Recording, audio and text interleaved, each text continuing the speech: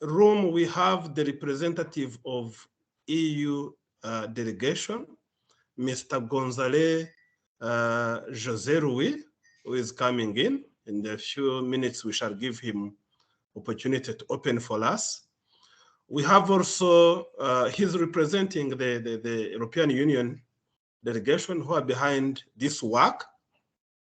We have also Pablo Quills, who will be presenting, who will make a presentation on facilitation of cross-border investments in the EAC. Pablo is from Africa Rise. He's representing Africa Rise and is an expert who did this work. We have also Mr. Deogracias Mbarara from the head of, from the Department of Private Sector Development and Investment Promotion, EAC Secretariat. He is actually be the first speaker to welcome us. We have also panelists, our invited panelists. We have Mr. Robert Bwire from Kenya Investment Authority. He is in the room. He will be on the panel. We have Mr. Tuyishimire from Rwanda Development Board, who is representing Honorable Claire, is in the room. We have Mr. Muchiza Robert from Uganda Investment Authority. And we have Mr. Victor, who is the Senior Manager on International Payments from Equity Bank Tanzania. Those are our panelists. Shortly, we shall have time for each one as we follow our program. And I wish also to thank our CEO, East African Business Council, who is our convener, who is our host now, who to support the entire process. Thank you very much as we wait to start officially. Yeah, thank you very much, Nathan. And that's great. That's great. Again, allow me to recognize our counterparts, our development partner from EU, and other partners present, including the GIZ, Trademark East Africa. EABC does appreciate your support in deepening the integration agenda and building resilience and recovery after the triple C's, the COVID, climate change, and the crisis we are in. So I'm happy that all the partners, development partners, are aligned to our aspiration to continue to deepen our integration and ensure that EAC continue to be the leading lake in terms of growing prosperity through trade and investment. So EABC is again, Nathan, we are behind this. It is our core, it is our mandate, and we'll continue to ensure that we improve and sharpen the business environment in the region. And as we strive to join the CFTA, we need to ensure that the EAC remains robust in terms of the business and investment outlook. So we are very committed. Again, we'll be sharing the insight on the report on the barometer. I see the consultant, Rose Rona, on the call. I want to recognize her for the excellent work she has been championing in the region, and her team. They've been doing quite commendable work, and at the ABC, we look forward to continue engaging you, Rose, and your team.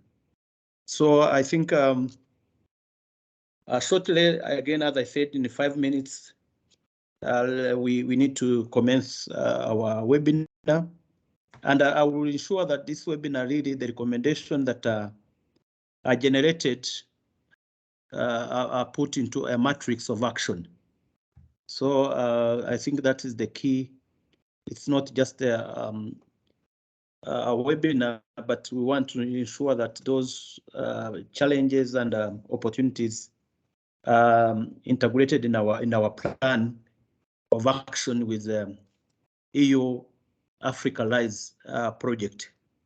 And maybe in the meantime, while we are waiting, because I wanted Nathan to give a brief about this project, so that people understand what is the EU-Africa Rise and what they intend to do in the region and where they are coming from. So in the meantime, while others are joining, give just a brief on the Africa Rise project before we dive deeper into the webinar. Thank you very much, CEO. This was an initiative between Honorable Dr. Peter Mathuki, the Secretary General of East African Community, working hand in hand with the European Union office in Tanzania. The office of the European Union, together with the Secretary General, they came up with terms of reference to initiate a program on private sector engagement in East African community integration agenda. So it's a program at the infant level, at the inception level, which intends to raise the voice of private sector in East African integration processes. This program, once commenced, will bring on board the private sector of East African community in all what EAC is doing, so that they can be able to tap into opportunities of the East African extended market. It will also work in favor of private sector to the extent that it will look on barriers, non-tariff barriers, technical barriers, and it will also give them a chance to prepare much more better on Africa Continental Free Trade Area. I'm trying to highlight the priorities now of this particular program once commenced. It will raise the voice of the private sector. It will engage on regional, on Africa Continental Free Trade Area. It will work to reduce barriers, technical and non-technical. It will also look on SPS measures so that we can have standards. It will also look on trading services, especially the mutual recognition agreements that we are signed and more others to be signed. So it will work towards to ensure that professional bodies engage each other in East African community. Briefly, that's what I can see. I can say. I don't want to take much time or deviate the purpose of this webinar because that would take another time again to explain about this program. And thank you very much, CEO. If you allow, we can commence now so that we don't keep our participants waiting. Over to you, please. Let's commence. Thank you very much, CEO. I wish to recognize and welcome Mr. Deogracius Mbarara, and I'm now back on the program so that Deogracius Mbarara can give us opening remarks from the Secretariat point of view, and we proceed from there. Thank you. Karibu Deo. Thank you, Nathan, and good morning, everyone.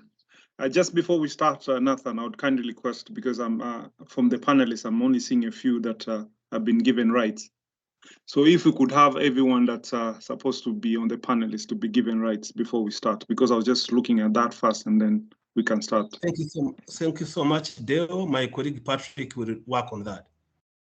And I would like to believe from the roll call you did, everyone that's supposed to talk, or I, as a member of the panelists, are already on this call. Is that correct? Yes. Confirmed. Okay, if that's done, then that's okay. So good morning, everyone, and all protocols observed.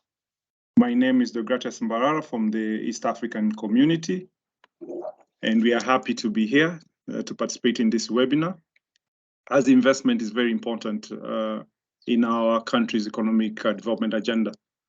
And the EAC region has put concerted efforts in terms of improving the investment environment for attracting and promoting investments. And this has been reflected into various publications that have been done. For example, there's the Rand Merchant Bank, which ranks countries in Africa in terms of attractiveness. And in the last 3 or 4 years, in their publications, 3 or 4 countries from EAC partner states have been ranked in the top 10 in terms of being attractive for investment.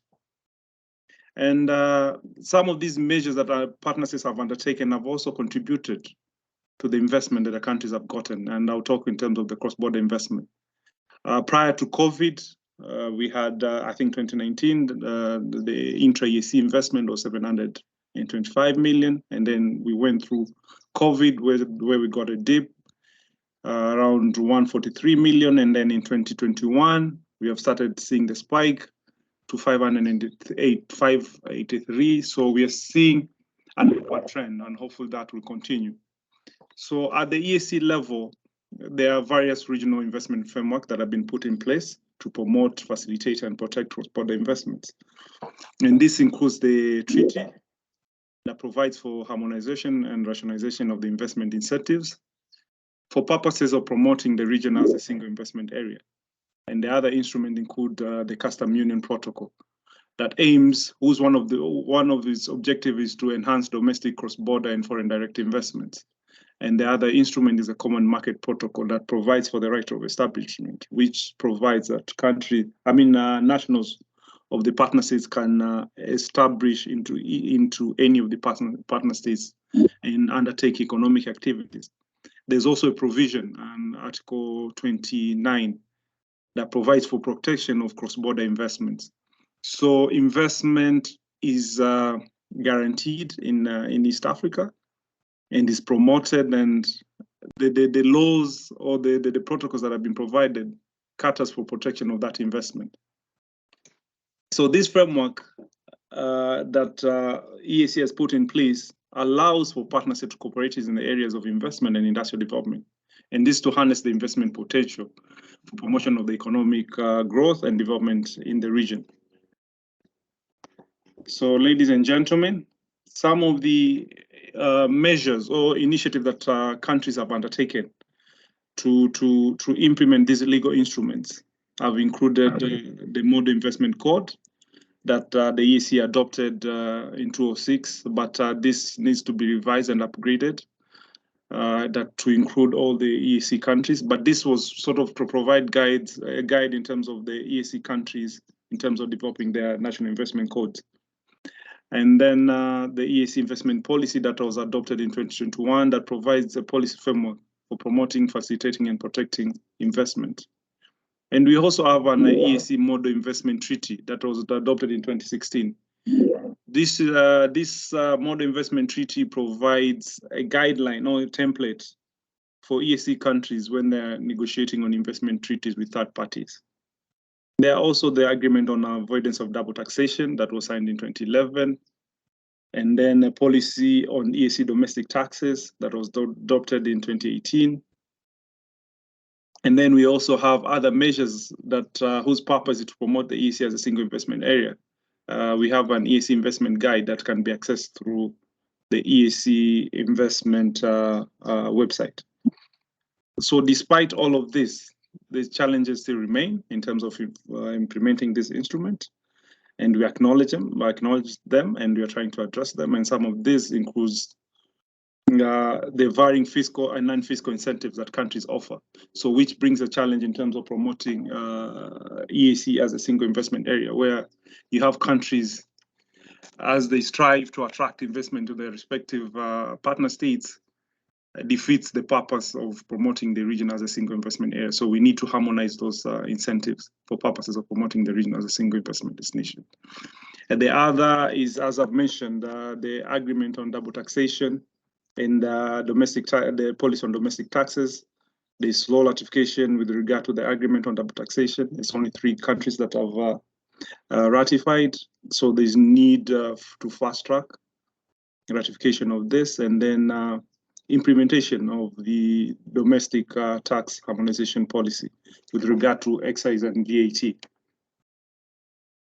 It is in a keen interest for EAC to promote intra-EAC investment and address these challenges. However, the question still remains, how can these legal instruments that have been put by our heads of state and then our council be further utilized or be further operationalized? So we hope this webinar can provide recommendations as CEO had highlighted, actionable recommendations that we can take forward that can help us fast-track implementation in terms of the areas that have been put forward. We acknowledge the participation of the development partners, and we also wish to acknowledge and appreciate EABC and Africa Rise program that supported the preparation of this webinar. And we look forward to receiving the recommendations that will facilitate cross-border investment into East Africa. I thank you. Thank you, Nathan. Thank you very much, Deo. Thank you for very interesting remarks. Thank you for your support also in the entire process for this program.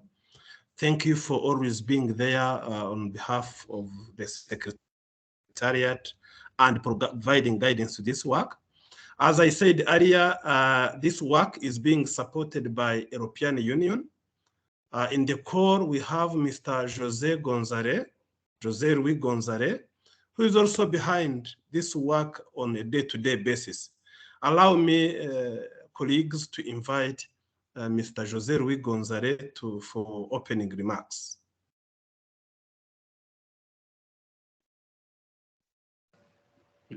Thank you, Nathan, and good morning, colleagues.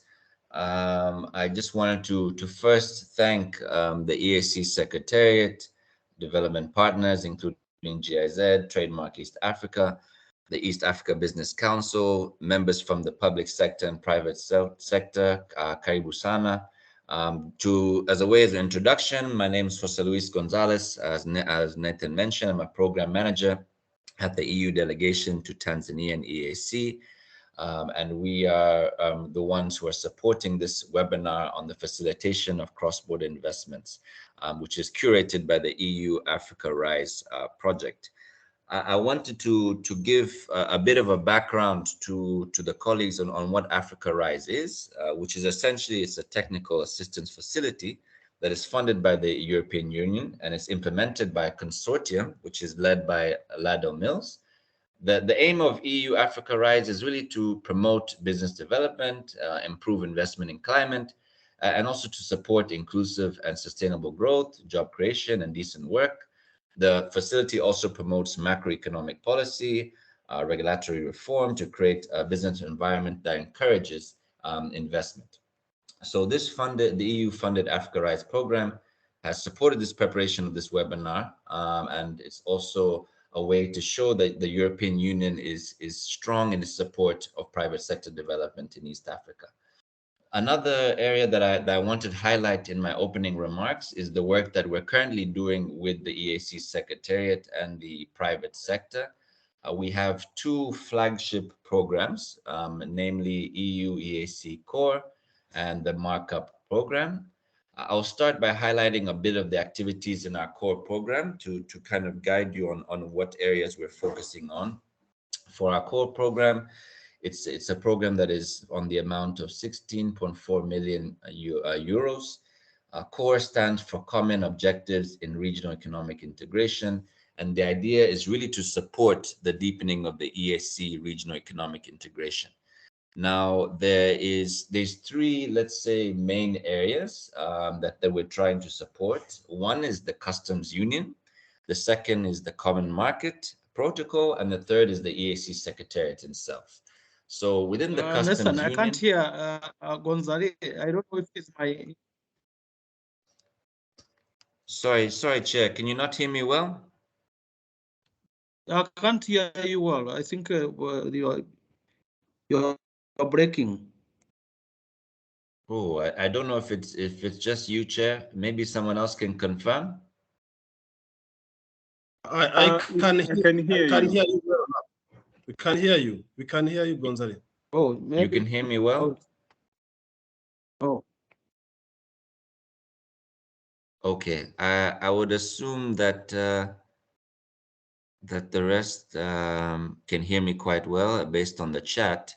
So maybe I'll just continue, and hopefully the CEO can just have a look at his connection there.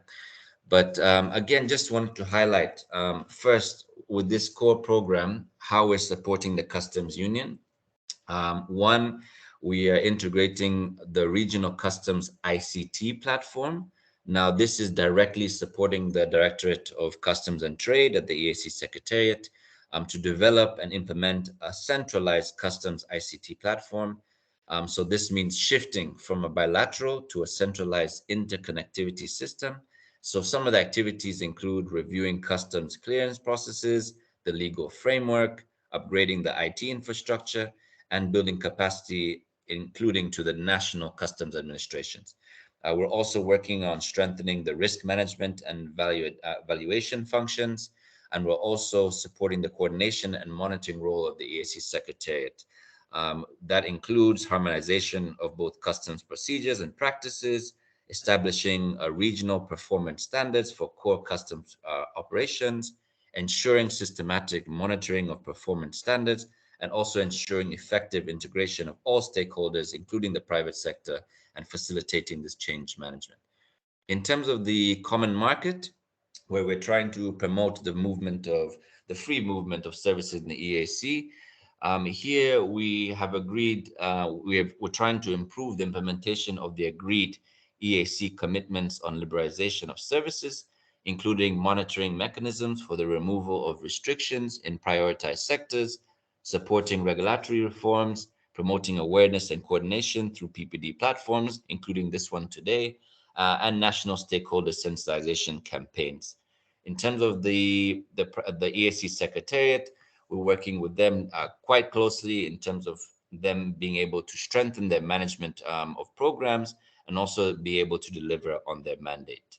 Now, that is one of our flagship programs, the EAC Core program. The second program that I want to highlight is our markup program, which is our market access upgrade program. This is a 35 million EU funded program, which is contributing to the economic development of the region by increasing the value of both extra and intra-regional agricultural exports, with the main focus on exports towards the European Union and the region. So here we've been working with the EAC Secretariat since 2018 on this program. It's actually concluding next year, with the hope of actually developing a second phase. But at least in this first phase, we had 4 main areas that we were looking to. One is enhancing the capacity to advocate for the removal of sector barriers. Now that includes increasing transparency on trade procedures, enhancing the private sector's capacity to identify and advocate for the removal of trade barriers. For instance, building capacity of the private sector, trade and investment support institutions to identify and engage in policy advocacy on barriers, but also to recommend on policy options. We also worked to extend and raise awareness on trade facilitation to cover the target sectors that we had mentioned in markup. We're also looking at sector standards and SPS measures. We're aiming to develop or at least update regional standards and SPS measures, reducing national implementation gaps of EAC standards. For instance, the support domestication and the monitoring of actual compliance, supporting harmonization and recognition of testing procedures, also facilitating the lessons learning from the EU integration procedure. Given that EU has a lot of experience in regional economic integration, we wanted to pass that on to our colleagues here in the EAC. We're also working on export competitiveness, looking at sector SMEs, where we're really looking to improve awareness of market requirements, improving compliance for compulsory and voluntary standards, and also increasing value addition. For instance, supporting new packaging, supporting processing upgrading, and also aims at increasing access to finance. The last area within markup that we're also supporting is business development activities for sector SMEs. Here we're looking to really aiming at strengthening the TICIs, so the trade and investment institutions, aiming at developing export and investment linkages in close collaboration with the TICIs, and also improving SME export and business capacities. Now, I know there's a lot of work that our other development partners are doing. I just want to recognize our Team Europe colleagues in GIZ, with their Support East African Market-Driven and People-Centered Integration Program, where they've worked quite closely with the EABC. And we hope to hear more about the study that they undertook on the Barometer on business investment in East Africa community post-COVID-19. So with that being said, I just wanted to wish all of you a successful webinar, and I look forward to this fruitful discussion. Thank you very much. Thank you very much, Jose Louis, for your enduring support in EAC integration, particularly the support towards the private sector. And we appreciate going forward your continued support. Allow me, ladies and gentlemen, to recognize the remarks. I invite the one representing GIZ. GIZ has done a lot with us, with EAC Secretariat, with EABC, with private sector of the region, at national level, at regional level. So you're most welcome, GIZ, the one representing GIZ.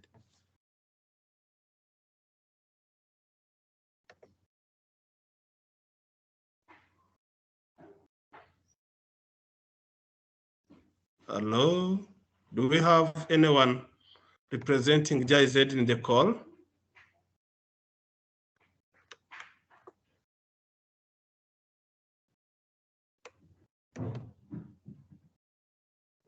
If there is no one representing GIZ in the call, let me see, let me recognize the presence of the EABC chairperson, if he's in the room, in the call.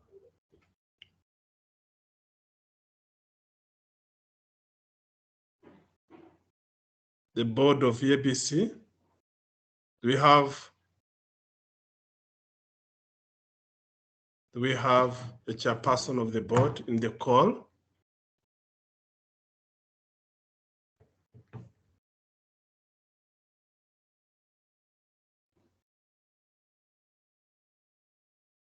Can you hear me? Ladies and gentlemen, can you hear me? Yes, Nathan, we can hear you. Yes, Nathan, you're clear. Yes. GIZ is not in the call.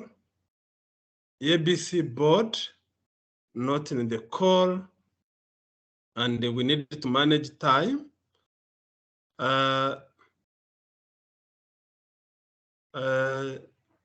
Can we have the presentation on cross-border investment by Africa Rise, Pablo, so that if the ones to speak are in the call, they will let me know and I will give them a chance, but we can use our time profitably, and we allow Pablo to present on cross-border investments. Pablo, please. Maybe Pablo, before Pablo, Nathan. Yes, please. I wanted to offer a few remarks on behalf of the chair. Oh, then, good. Thank you very much.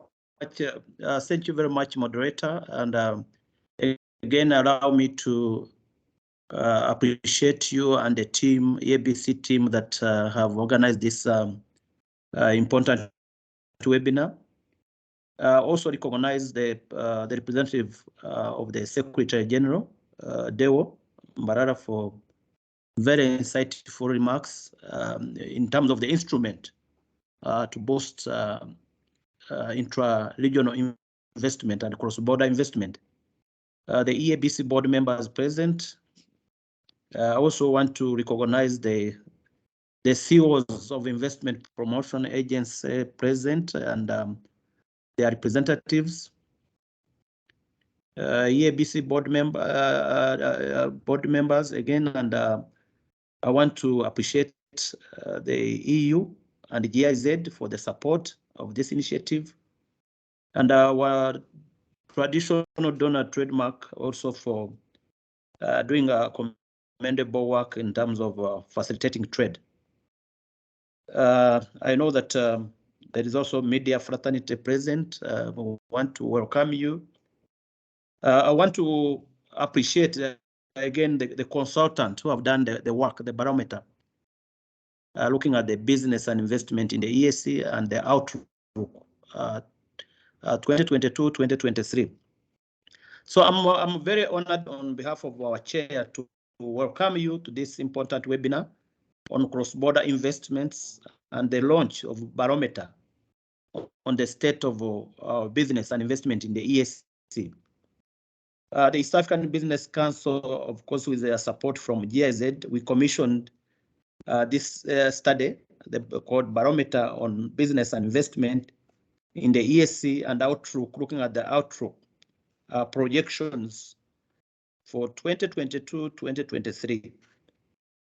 So the Business Barometer captured the sentiments of the business stakeholders on business environment within EAC during that period. It had a backward looking and also forward looking. Today, I'm honored to launch the EABC Barometer on business and investment in the EAC. But again, before the launch, which will happen after the presentation, allow me to shed some of the key findings that whoever will be presenting, and I will reflect on the key aspects that are very important in terms of the level of optimism and the good sentiment that the bloc is recovering very well from the devastating impact of COVID, where we are now registering about 11% increment of the investment and business in the region. So we've also looked at the countries' sentiments, including business in Burundi, Kenya, Rwanda, and Uganda, who reported reduced costs of doing business. While those in South Sudan and Tanzania, they felt that the cost of doing business is increasing, and this is due to what I call the triple C's: climate change, the negative repercussion by the COVID, and the conflict, Russia-Ukraine conflict. So that was something that maybe we'll reflect on during the discussion, the impact of those three C's on our business environment and on our business outlook. Very good thing that were noted in the businesses in Rwanda and South Sudan and Tanzania are optimistic. They are very optimistic about the following dimensions: that the improvement in the business climate is applauded. The support from the governments, our regional government, is applauded in terms of putting in place a strong recovery measures, including the support to service sector, tourism, manufacturing, and the logistics that have suffered an enormous loss due to a pandemic. So again, this study came up with some key highlights that the consultant will present every on what can be done to fast track the recovery agenda.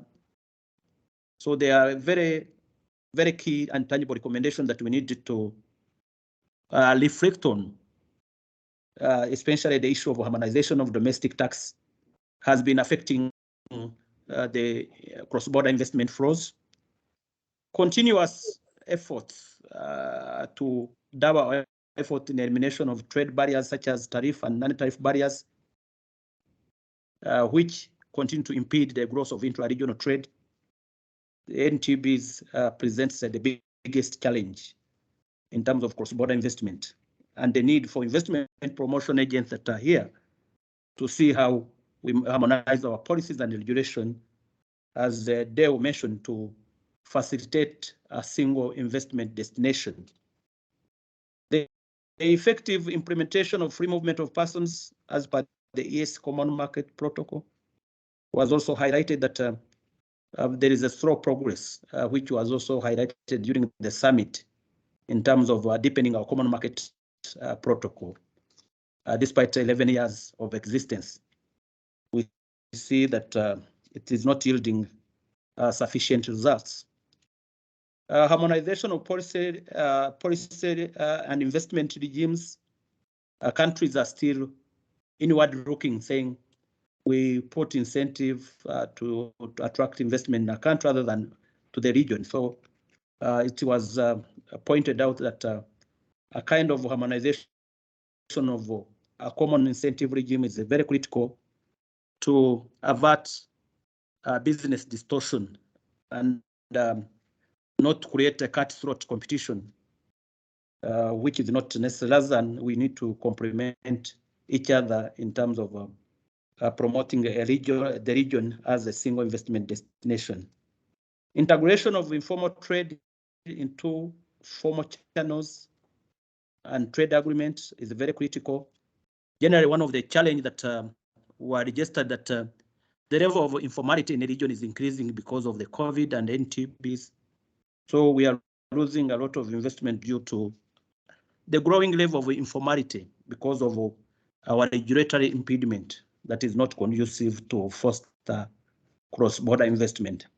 So those are some of the highlights, but the consultant will dive deeper into the details.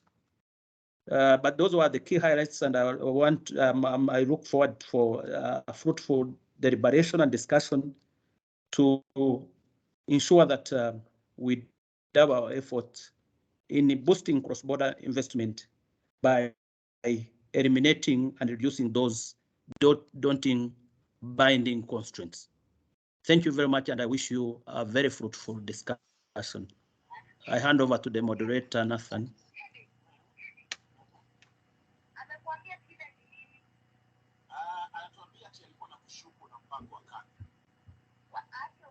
Thank you very much, CEO, for your detailed, very informative opening remarks.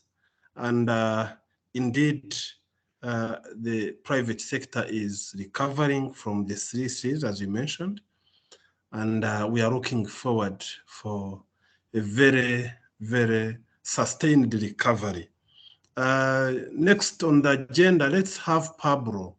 Pablo is an expert from Africa Rise and is going to present a presentation that will be like an icebreaker on our discussion that we shall have with our panelists. Pablo, can you hear me? Please proceed with your presentation. Thank you, Nathan, and thank you everyone in the audience, and especially thank you the CEO of the East Africa Business Council for the initial remarks. My name is Pablo Quiles.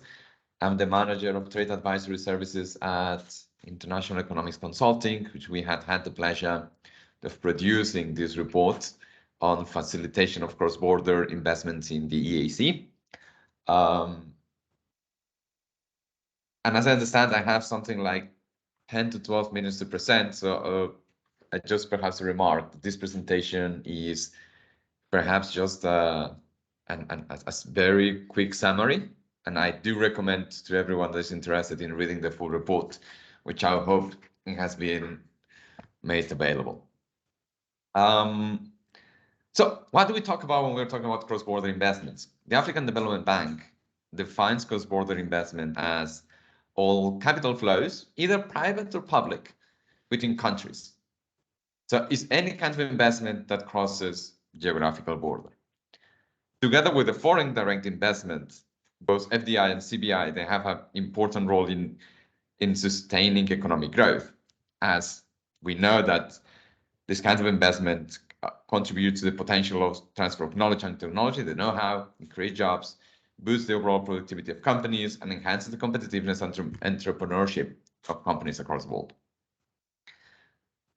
Specifically looking at how CBI affects or it is playing, the role that CBI plays within a regional economic community, it is a very strong indicator of the depth of regional integration. When we're looking at regional integration, we usually normally look at trade, But looking at the investment side, it's a very good indicator of how strong the regional integration is between the different parties and the different countries.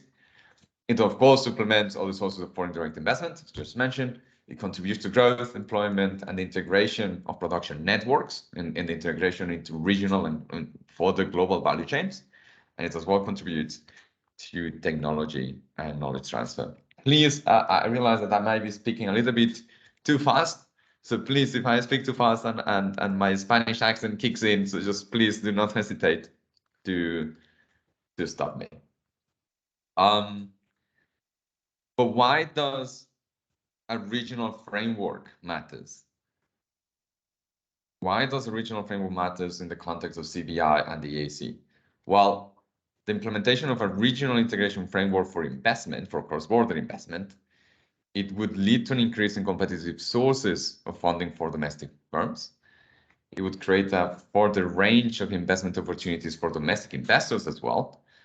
It would increase capital investment in social and physical infrastructure in key sectors. It would lead to longer-term macroeconomic stability and improve further the regional investment potential. The East African community has had a lot of initiatives going on in order to further harmonize and rationalize the investment incentives. The WTO trade policy review of the East African community has been very recently concluded, says that overall, the national investment codes of the EAC member states are rather liberal and they don't find any kind of discrimination between local or foreign investors with regards to even incentives. I did put quite a bit of emphasis on the word national investment codes, because despite the fact that we have multiple treaties, multiple instruments, such as the Customs Union Protocol, the treaty establishing the EAC, the Common Market Protocol, and even the Model of Investment Code, the EAC investment policy, and so on.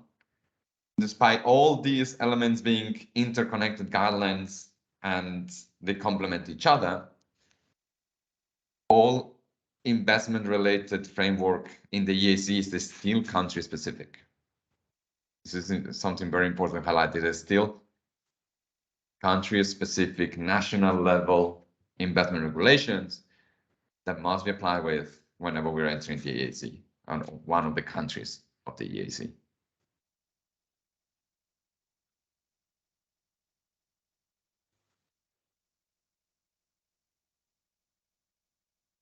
I believe he was the CEO of the East African Business Council, was previously giving us some figures to regards to the levels of intra-EAC cross-border investments, and these are overall rather low. We see that from the figures, and I will not go into too much depth just in the interest of time, but we see that in this case, we see Kenya as the main attractor of both extra regional investment, but well, cross-border investment within the EAC. So these low levels of cross-border investment is mainly explained by the factors that you can see on the screen. It's the relatively weak institutional frameworks. There's a lack of administrative transparency. And I would say that the lack of transparency it will lead to uncertainty, and it's one of the worst scenes, or one of the worst characteristics of a framework that any investors would want to avoid. Also, the frequent regulatory changes that the different countries implement also does not contribute to that stability that investors look whenever they are looking to invest into any jurisdiction. We also have the expert dependence and the volatility of the sectors in which the EAC countries operate, and linked to the high bureaucracy and the underdevelopment of financial markets, although we have some green sprouts with Rwanda and with Rwanda as an international financial center that is developing, but still is a little bit on the developing side. All these elements explain why intra-Africa trade, intra-EAC cross-border investment, it's hasn't developed so far, or as much as it should be. Looking at what are the members' commitments in terms of investment under the EAC treaty, we see that, as you see that on the screen, across the different sectors, and you see there are no investment,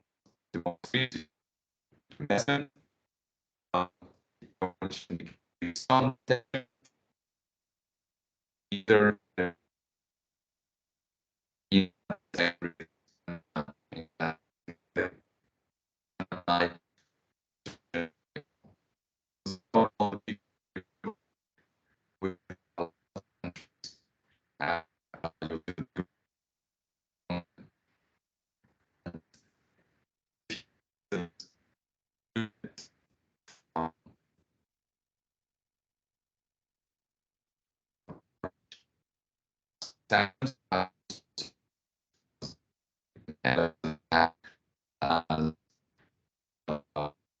seen as a national service, whilst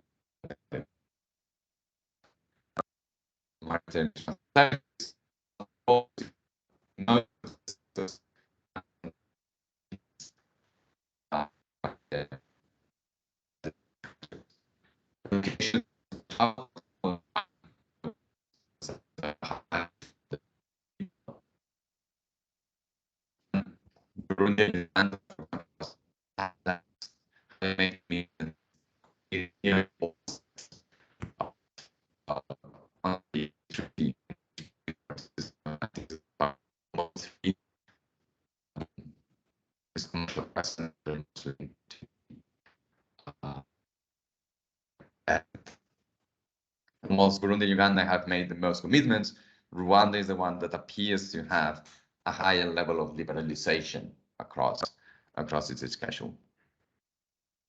And why would these countries liberalize some sectors and close others? Is just because they want to attract investment. In this case, cross-border investment, because remember, I'm talking about the EAC Treaty one. They want to promote intra-regional investment, cross-border investment into those particular sectors. We see, though, a rather not the same picture whatsoever in what it has been committed at the GATS level through the General Agreement of Trading Services at the WTO. Remember, this agreement was negotiated, entered into force in 1995, and we see that, perhaps with the exception of Kenya, EAC member states have very few commitments with regards to Mode 3 in the sectors at hand. That just means that it doesn't mean that the foreign investors are treated differently than necessarily the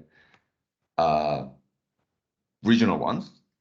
But it does mean, however, that the regional ones have an additional layer of certainty that third-party investors do not have. This is the main element that I wanted to highlight across, and this is with regards to the market access commitments to the WTO, and we see the same with regards to the national treatment. With regards to, so we have very quickly covered the EAC. We have covered very quickly the commitments on the Mode 3 at the GATS. But with regards to within the African continent, we see that while some regional agreements do contain some chapters or entire chapters dedicated to investment issues such as bilateral investment treaty, the Community Investment Code of the Great Lakes countries, even the Organization of Islamic Countries Investment Agreement, they contain chapter, dedicated chapters with regards to investment. It is not extremely common across African FTAs to which EAC member states are party to. And for example, in the African community, the promotion of investment is highlighted as one of the objectives, while even in the AFCFTA, while we are still, investment issues are still being negotiated as part of the phase 2, we have right now investment is only highlighted in the preamble on objective.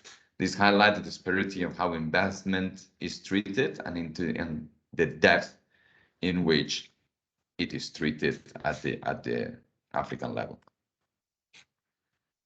Moving forward at the multilateral level, there has been, and by multilateral, I of course refer to the World Trade Organization, there has been a strong emphasis on the need for greater investment facilitation in order to create more investment-friendly business environment. There is a particular group called the Friends of Investment Facilitation for Development, who initiated an informal dialogue on investment facilitation for development in 2017, which was further pushed through a joint statement initiative on investment facilitation for development, of which 112 WTO members, of which Burundi and Uganda are part of, and they are negotiating a possible agreement on investment facilitation. Remember, we have the trade facilitation agreement that was entered into force somewhere in 2015. So now this initiative aims to promote and facilitate investment.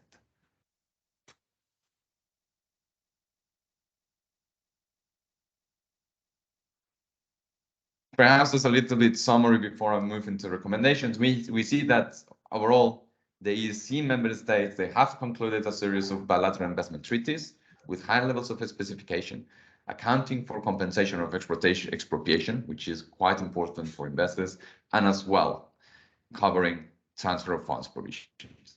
They have also taken a series of domestic reforms and initiatives in recent years in order to push for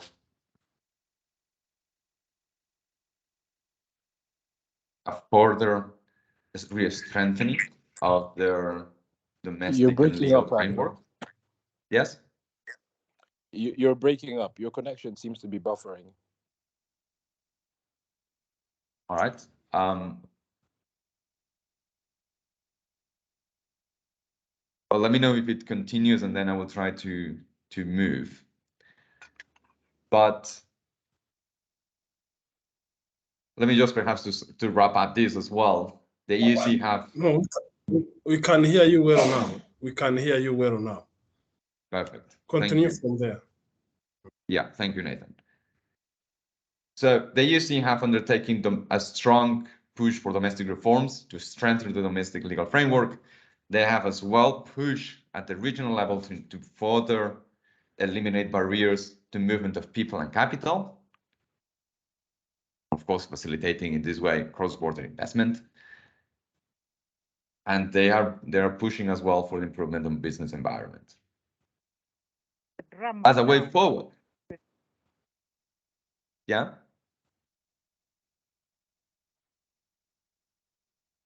Go ahead. Go ahead, Pablo. Thank you. As a way forward,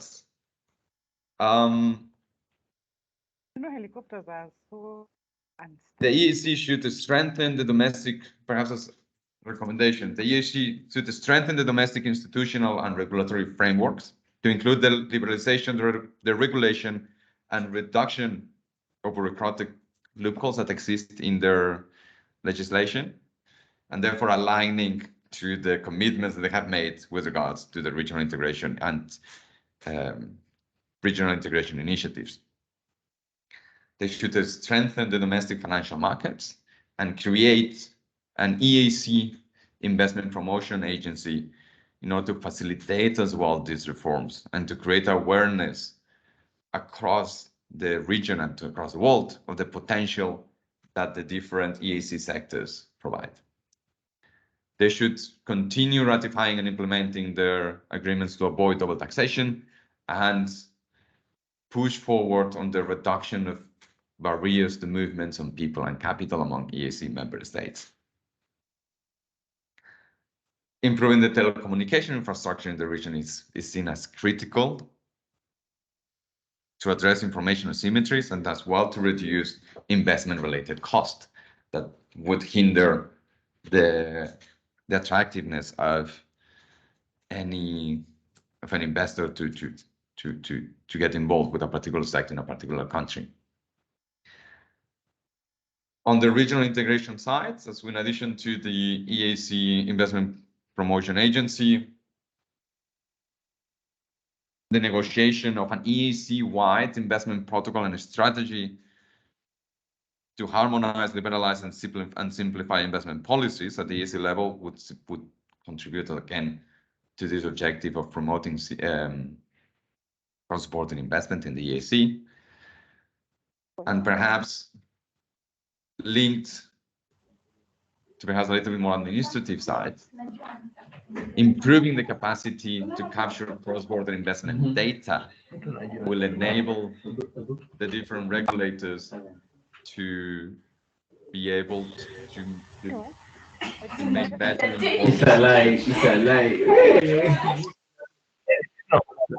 Let me request people who have not muted to mute and not to disturb our presentation. Go ahead, Pablo. Thank you. Just finishing. It's just the improvement of the ability to capture cross-border investment data would. I think you're seeing my internal. Yeah. To cross-border investment data would be seen as an instrumental tool, especially for policymakers to make better informed decisions with regards to the different policies, laws, and regulations to adopt to promote EAC.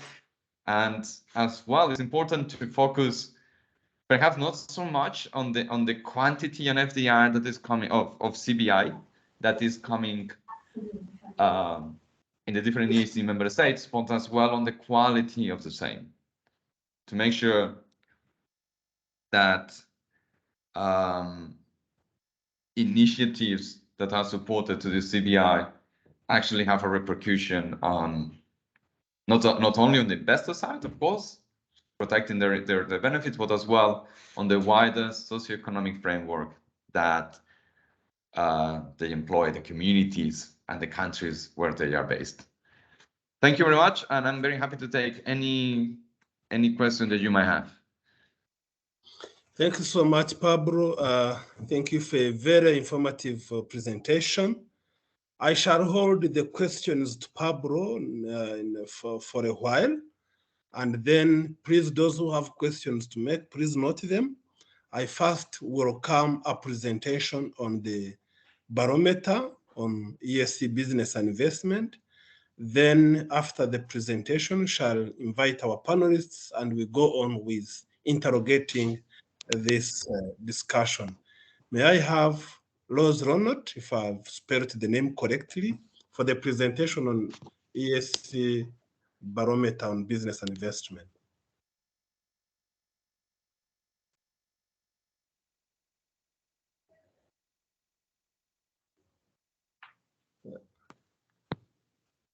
Hello. I'm welcoming a presentation on the Barometer.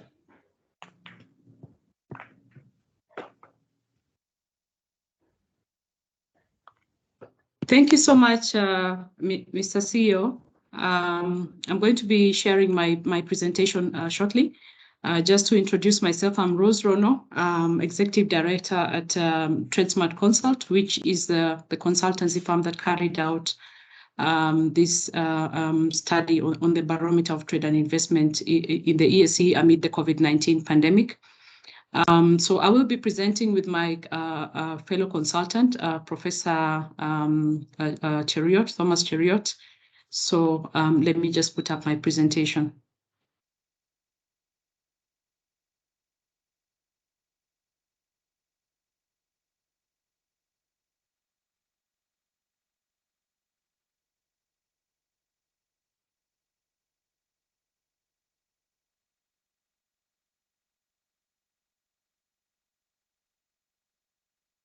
So let me know on your end if you're able to see my presentation and if I am clear.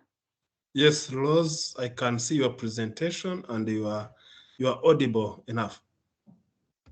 Okay, thank you so much. I'll just go straight to the presentation itself. So I'll take you through an introduction. I will take you through the approach of the study, some of the key findings and the policy recommendations that we have in this. Also, this is a pretty short presentation, so there is an elaborate document that highlights the main findings and the key recommendations specific into countries. So this is just a short presentation. We will be sharing this in the case that you do not have. We'll be sharing the main document in the case that you would like to read it. So in terms of the introduction, the main objective of this study was basically to develop an EAC barometer on business and investment amid COVID-19. And in terms of the specific areas that we looked at, we evaluated the performance of EAC business and investment. We identified and looked at my macroeconomic background analysis of EAC, key indicators for investment, trade, including FDI stock and trade flows by partner states. Our study also aimed at analyzing key challenges and factors responsible for the current for EAC partner states' performance, the current performance amid COVID-19. We also looked at we undertook a review of the COVID-19 measures, including stimulus packages that the partner states are put in place. We also analyzed the performance trends and views of and confidences of EAC business and investment amid COVID-19. We looked at the impact of COVID-19 pandemic on businesses, the EAC, including assessing how COVID pandemic has impacted business performance. We identified profiles of business and established their views on the performance indicators such as business outlook, business climate, and their performance expectations. Also, we evaluated the perceptions of business in response of the partner states' key measures that they put in place to mitigate against the COVID-19 pandemic. We also identified and assessed the outlook for 2022-2023 in terms of investment, potential challenges, and critical interventions by partner states. And also, in addition to that, to determine how best EAC partner states may implement regional coordinated approach to build better business and economy. So that just speaks to our recommendations and basically strategic measures that they could adopt to recover from COVID-19. So in terms of our methodology, we adopted a mixed research methodology whereby we did a survey. And in our survey, we were targeting firms in the EAC countries of Kenya, Tanzania, Uganda, Rwanda, Burundi, South Sudan. We didn't do DRC because the joining of DRC came in the middle of this study. And basically, we did all the EAC countries with the exception of DRC. In addition to the surveys, we performed key informant interviews with policymakers, with the private sector association leads, just to collaborate some of the findings that we were finding from the survey. So we analyzed this data that we received, did sentiment analysis to be able to come up with a barometer, and also descriptive and comparative analysis and sector analysis to be able to just understand some of the data that we received. So a detailed presentation is in this particular report that we will be sharing, but we will be giving you highlights of our findings in this. So I'd like to invite Professor Cheriot to take it from here, and then I'll come back to explain in terms of our recommendations. So welcome, Professor.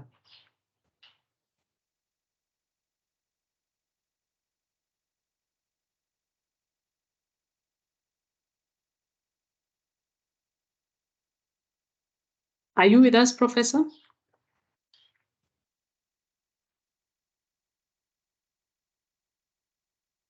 Professor, are you with us?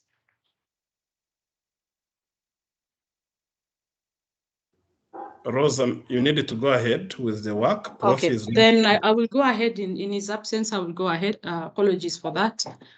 So in terms of the results, I'll just start by going through the demographics. Our research just observed that majority of our respondents were male. And in terms of the age, you can see from the age, a majority of them were middle-aged, between years of 30 to 39 years. And then we also had quite a number also who were above 50. Level of education, you can see from the level of education, it was pretty varied. Some of them having postgraduate, some of them have undergraduate, so varied levels of education. Also, majority of the firms that responded were from Kenya and Rwanda, which both attributed to around 23.7%, followed by Burundi, Uganda, and Tanzania, respectively. We had very low response rate from Southern Sudan, and despite a lot of follow-up. In terms of the businesses that who responded to our study, most of them were in the urban areas. And those who operated from the rural areas comprised of around 37%. So that is in terms of the demographics. In terms of the sizes, we have micro enterprises, who are the majority of the respondents at 58%. And then we also had small enterprises at 23%, medium enterprises at 7.6%. And then also the large enterprises accounting for around 4.2%, and medium around 6.9%. In terms of how long they have been operational, majority of them had been operational for 1 to 5 years at 48%, and the rest of them more than 10 years. And there was also those who were less than 1 year. In terms of the proportional sample, the firms that were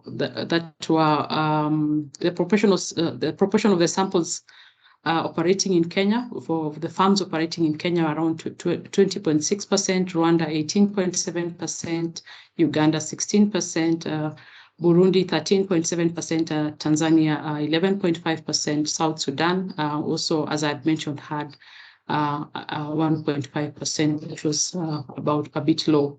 Most of the firms that we talked to had an annual turnover of around $0 to $5,000. Those were 42.4%. And then those who were between $5,000 and $50,000 were 37%. So those with an annual turnover of 50,000 to over 8 million were around 16%, and only 4.6% of the businesses had a turnover of 8 million. So those are our demographics. So in terms of the findings, the overall findings, and I say this because of time, we will summarize, and you can go and look at the specifics in the main document. We were looking at the overall financial performance. And in terms of operational or financial performance, the findings showed that there was worsened performance during the COVID-19 pandemic in all the 6 EAC countries that we talked to. So there was overall a dip in performance. In terms of the number of employees affected by the COVID-19 pandemic, employees were affected in different ways. There are those who noted salary cuts, massive layoffs, utilization of skills, to offer individual services, also depression due to unexpected cuts. So there were varied ways that employees were affected. In terms of cost of labor, we also looked at the cost of labor, and the findings were that it decreased. The cost of labor to firms that we talked to decreased during the pandemic, and this, you can see, is very consistent with the low levels of operations during the pandemic, where firms were forced to cut down their workforces in order to survive. In terms of cost of doing business, There were mixed sentiments. There were those who indicated the cost was high, some indicated cost was low. So we can go deep into the report and just look at that. Cost of logistics, a lot of them felt that it increased during the pandemic, and even during the recovery, the cost of logistics, they noted that increased. The rate of investment during the COVID-19 pandemic, the rate of investment was reported, investments were reported to reduce. And this also was collaborated by the data that we obtained from the FDI stocks that are normally reported. During the recovery, there was an improvement over the pandemic period, but still the levels were reported across the countries as being pretty low when it comes to investment. Cost of acquisition of materials also indicated perceived increment during the pandemic, and there was also minor variations, but this really corresponds because the pandemic affected the global regional value chains and also the global, both the global and the regional value chains.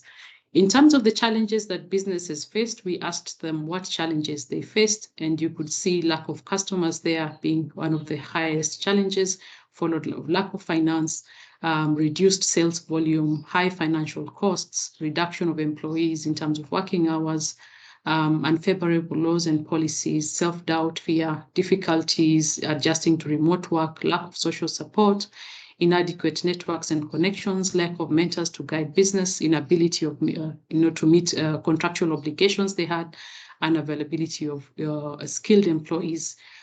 So you can see there, those were the challenges that the businesses noted that they faced during the pandemic. So in response to these challenges, we asked them what survival strategies that they put in place to respond to these strategies, and they looked at new ways of getting customers. So some of them noted, using online platforms, remote work for some of their staff, new delivery ways of products, changing in operation times. Some of them closed temporarily, negotiation with their suppliers, reduced prices of commodities. Some diversified into other services and products. Employees took salary cuts, expanding into new markets, restructuring of loans. Some relocated their businesses, others downsized and restructured. Others also utilized government packages, the stimulus packages that we are being given by the several partner states, and also mergers and buyouts also happened during that time. So you can see a lot of, in terms of the survival strategies, some of the top such survival strategies they put in place is in relation to their customers and also in relation to their employees. So in terms of the COVID-19 measures, we also asked them what COVID-19 measures mostly affected their businesses.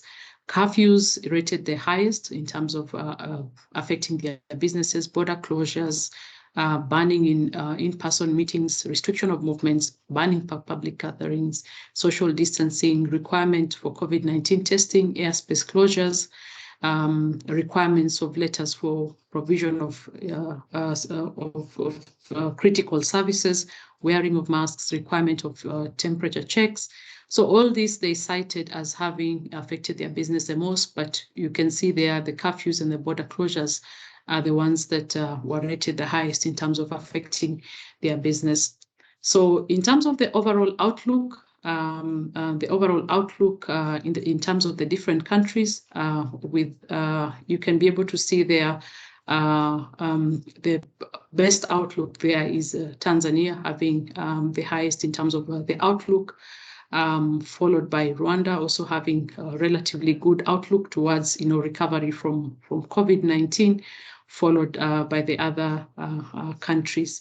You can see Uganda there had really low outlook. The businesses there were not very optimistic in terms of the outlook. I think in terms of after the COVID-19 outlook of recovery after the COVID-19 in relation to business activities and the business performance, you can see really, good in terms of outlook, explanation in terms of outlook. They all had, positive positive outlook that their businesses are going to recover. In terms of what influence most, the factors that influence most their business decisions going forward, or looking at what is going to influence them to invest more post the COVID-19 pandemic, political stability was cited the highest, competition, business environment, technology, tax regime, availability of raw materials, cost of labor, transparency, cost of utilities, for example, electricity, trade agreements, legal environment, and foreign currency in that order. So with the top three being political stability, competition, business environment being very critical, them citing it as being very critical to business investment decision. So in terms of the sentiment analysis, the barometer was able to, from the data that we gathered, we saw that the businesses had confidence levels that their businesses are going to improve. They are going to improve to a level of around 11% in the coming years, which are 2022, 2023, which is a reasonable figure. At least they are not talking about their businesses becoming worse. So I'll summarize by going through the key policy recommendations for particular countries. So specifically for Kenya, most of the businesses cited subsidized inputs and services, followed by unemployment benefits. In Uganda, they talked about unemployment benefits and also rental subsidies. For Tanzania, they looked at most of the businesses reported as having, they felt that, if the business environment was improved, then they would be able to do better. Then for Burundi, improved investment climate and reduced employees' income tax. Rwanda, cash flow transfer by assistance. And then for South Sudan, also cash transfers. So these are some of what the businesses said specifically. But on overall, our recommendations in terms of recommendations overall on the report, one of the recommendations that we feel that is important is coming quick resolution of non-tariff barriers, and we saw some of those aspects as closures of borders really affecting the businesses and the movement of raw materials. Then improved investment climate and favorable government policies are also recommendations that were not only cited by the businesses, but also we feel that would be important in terms of the specific government interventions. Provision of corporate taxes and tax breaks. I think also this kind of support would probably be important to go on during the COVID recovery, not only during the COVID pandemic. Then also provision of low interest loans and restructuring of current business loans, ensuring rapid delivery of SME and entrepreneurial policy, support by simplifying access to support and ensuring effective support basically for SMEs. Then other recommendations in terms of assistance to access additional markets, reduce income tax for employees, provision of subsidized business inputs and services, provision of business premises and utility subsidies, cash transfers, strengthening regional value chains, then setup of competitive sectors, building economic resilience, enhancing strong structural components on financial flows, harmonization of regulatory bodies by EAC partner states. So these are strategic recommendations that would be very important, especially being addressed from the regional level. Harmonization of tax regimes across the borders, resolution of political differences, harmonization of policies, especially trade regimes, implementation of the Monetary Union Protocol, key trade support areas, effective implementation of free movement of persons protocol within EAC states, and then EAC partner states also to work on trade credits, encouragement of business formalization, facilitation of easy access to funds. So those are some of the strategic recommendations that we are giving on this. So I think this is a summarized presentation. but a detailed report is available for your review. So back to moderator for questions.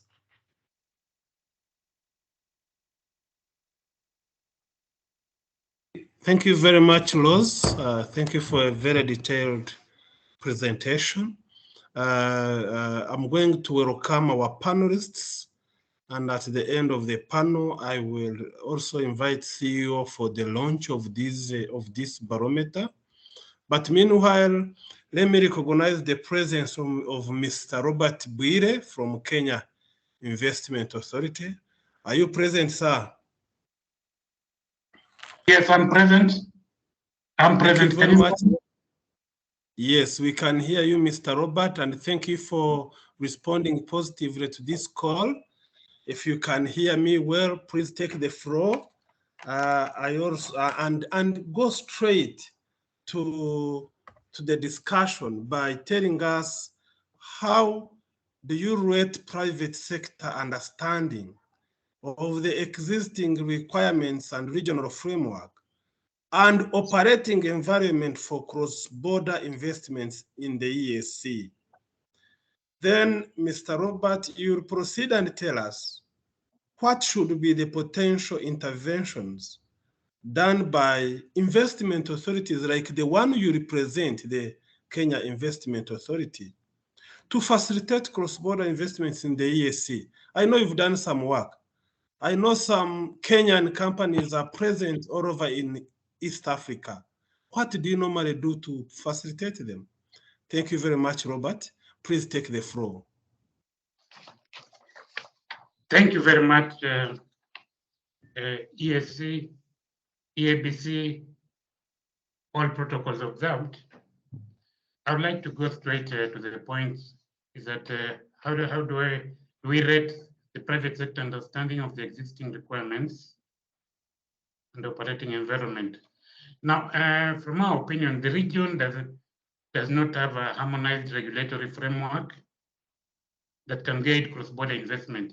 It therefore boils down to responsible ministries, agencies on the part of governments and private sector associations to avail the necessary information on these requirements.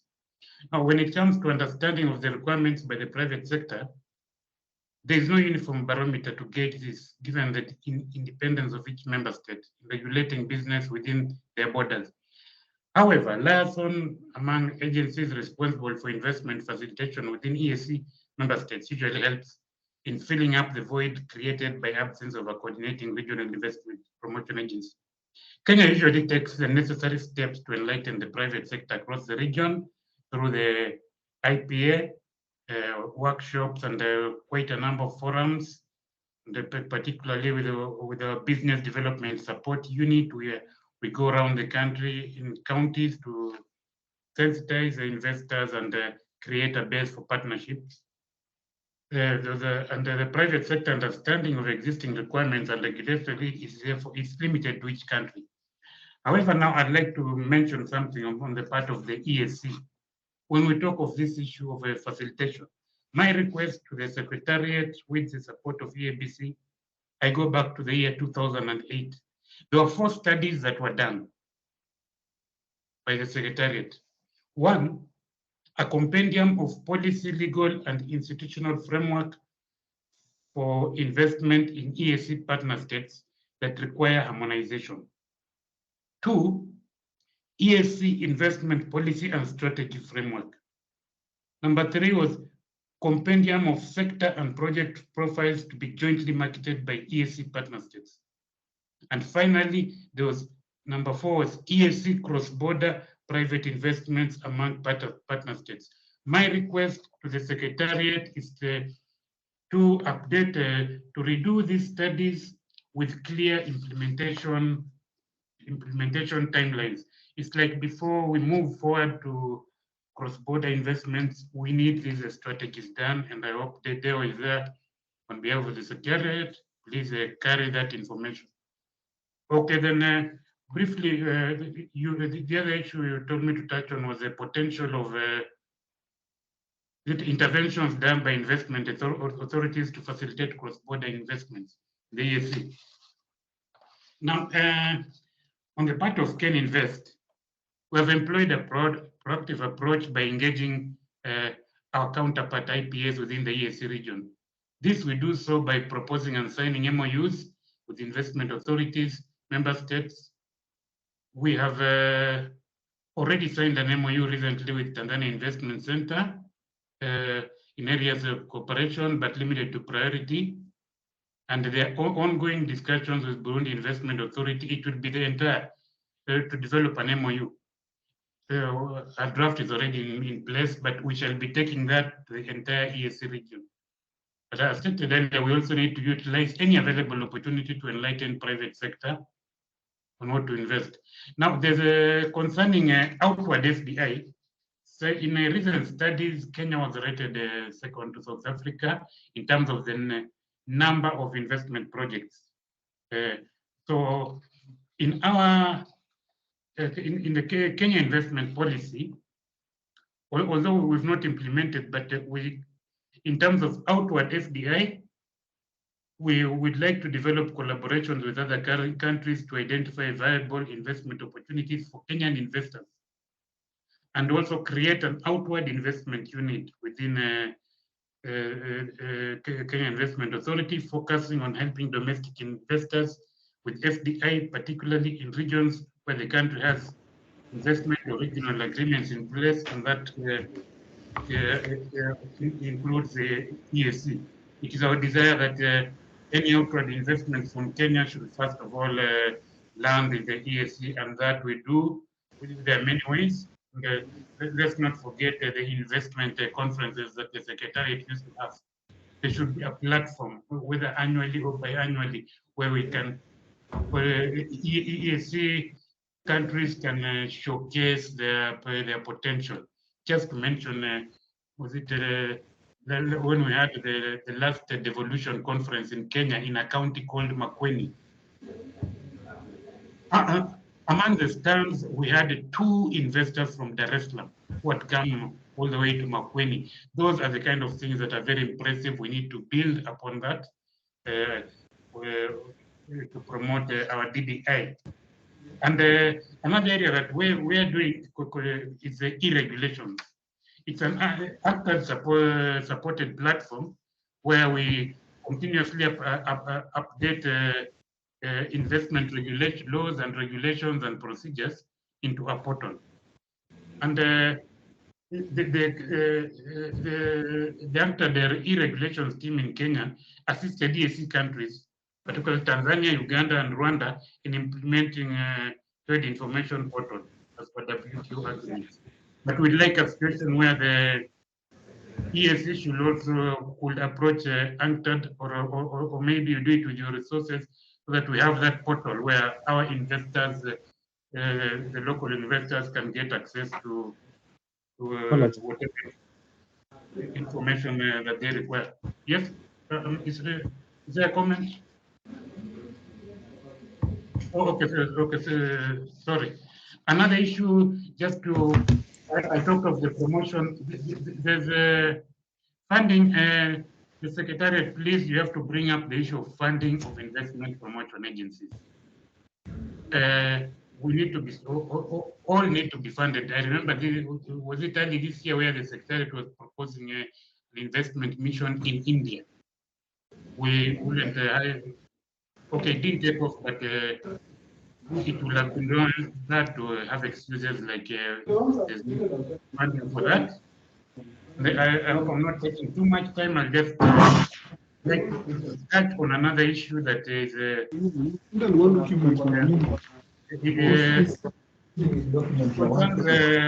EAC model investment code, which Deo mentioned. It is not binding on partner states. We have been looking at it for quite a number of years.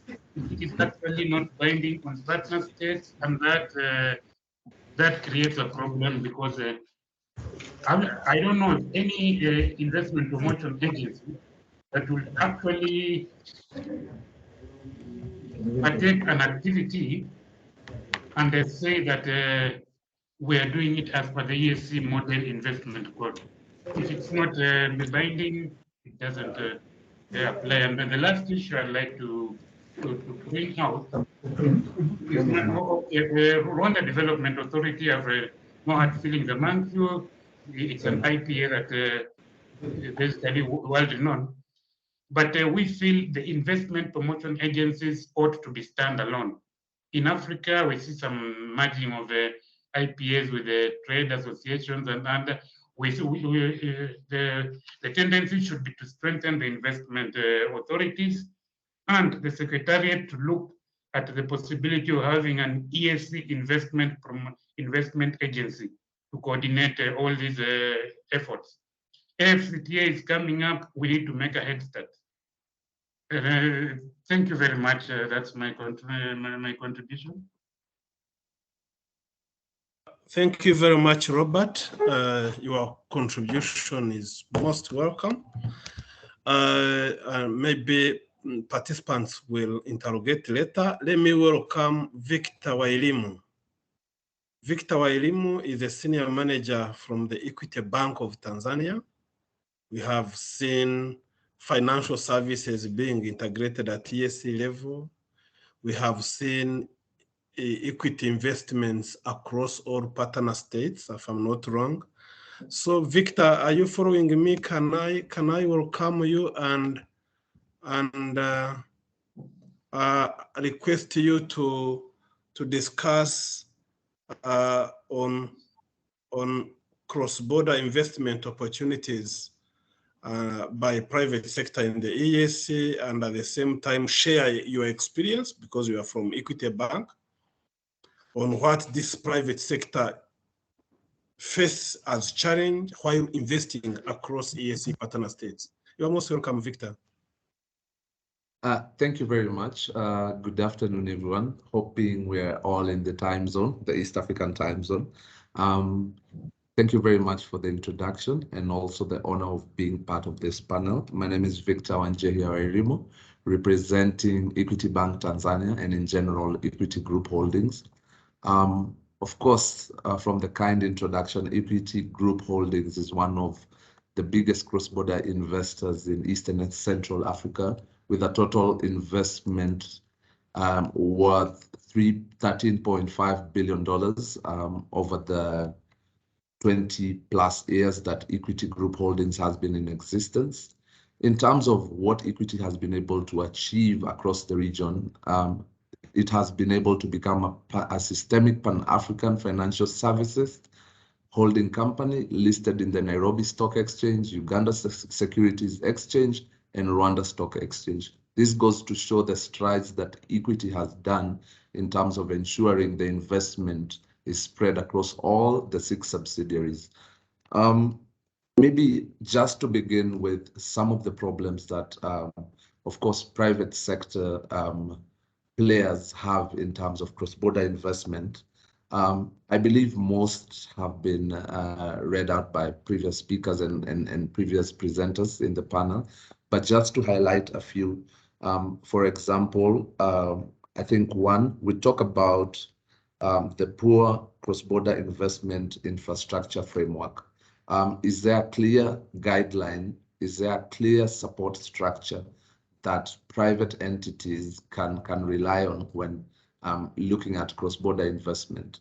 And maybe from an East African Business Council perspective, something to consider would be a platform that allows cross-border investors to be handheld in terms of course, navigating through the regulatory environments in our different jurisdictions, navigating the different rules and regulations that govern operations in some of these jurisdictions. And of course, just to highlight the lack of unified systems across the East African community.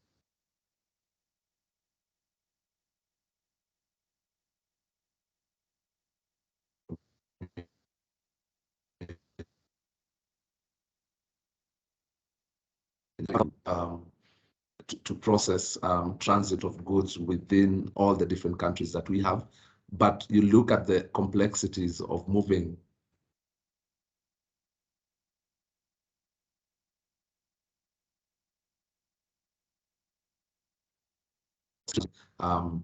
unification in terms of cross-border investment. Of course, the lack of harmonization between government agencies and private sector. I believe this is the right time to come together to have a plan that, of course, inclusive of all the players in the market. This is in regards to the private sector and the public sector. Something that touches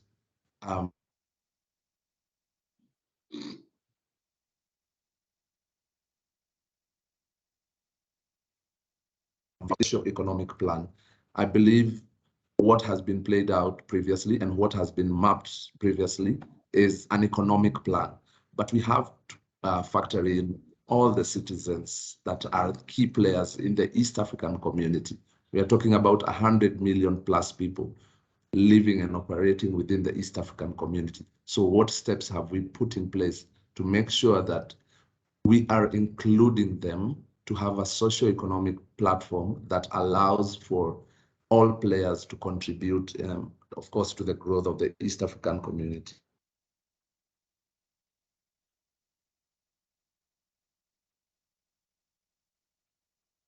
Overall approach in terms of having different players from the private sector, public sector, coming together, looking at what they should do and looking at how to do it. And just briefly to talk about something Equity Group has been passionate about. We recently launched our Equity Group Africa Recovery and Resilience Plan. That's planned to stretch across 5 years. This is a plan that strives to catalyze the socio-economic transformation of the region in a socially, ethically, and environmentally sustainable manner. Being a purpose-driven plan, inclusion is a centerpiece consideration to ensure nobody is left behind. And again, the plan, just to make sure that the plan is successful, it's anchored on sustainability and governance. And this involves an investment of 6.1 billion USD across all the East Africa member states under 6 pillars. These 6 pillars, again, are ecosystems of natural resources in agriculture and extractives. This allows for more coordinated, connected, and capacitated supply chains and mechanization that will drive higher throughput of raw materials and ultimately lead to a more inclusive industrialization of East Africa. The second pillar is manufacturing and logistics ecosystem, where we have a very big opportunity to leverage off and expand existing productive capacities to industries by connecting to global value chains that are in the process of regionalizing and diversifying. The third pillar is trade and investment. This involves access to new markets, access to new technology, access to capital, and necessary skills that will enrich and enhance offtake of African products and services, with a specific interest being our market, East Africa. The fourth pillar is a deepened focus in micro, small, and medium enterprises to ensure that there is connectivity of small businesses into formal value chains that will drive inclusive, broader, and more sustainable goals. The fifth pillar is the social and economic transformation that involves capacity building of value chain stakeholders through smallholder farmers and MSMEs that will drive productivity of East African value chains. And the final pillar is technology-enabled economy. This is one of our very big investments that we seek to provide integrated financial technology services that make cross-border investment easy. And you cannot talk about cross-border investments and not talk about a financial vehicle that will deliver the investment to wherever you need to be. So this is one of the key interests that Equity Bank is working on, Equity Group, sorry, in general is working on. And the objectives that we plan to achieve by 2025 include inclusivity of 100 million customers. This is basically covering the East Africa region, a multiplier effect of 5 million borrowing businesses and 25 million borrowing customers, employment of 50 million people. This is, of course, from the 5 million MSMEs that we are targeting across the East African region. We anticipate that they will directly generate 5 jobs each, leading to 25 million direct jobs and a further 25 million indirect jobs created through the value chain and expansion and deepening of the East African value chain. Sorry, there's a bit of background noise. And the fourth objective. Emmanuel, please mute yourself. Someone is disrupting the presenter, Nathan. Apologies for that. Let me request people to pay attention on muting and unmuting so that our presenters, our panelists are not disturbed. Thank you. And the fourth objective that we are looking to have is additional private sector lending in excess of almost 2% of the regional GDP. The regional GDP, and I saw a figure there, was stated to be around $150 million. We're looking at directly increasing this to a tune of almost 2%. So this is a very big move, specifically from a private sector, and looking at diversifying this investment in 3 areas, which are very key for the East African community. 65% of this will go to MSMEs, 15% will go towards manufacturing, and 30% will go to agriculture. We know that through agriculture, manufacturing, and MSMEs, we can power East and Central Africa, or the East African community, to become a powerhouse, to become a center of excellence, and of course, a hub that will be looked at as an example across Africa as a result of the private sector and the member states coming together, having a focus that is improving the lives and livelihoods of the people in our region.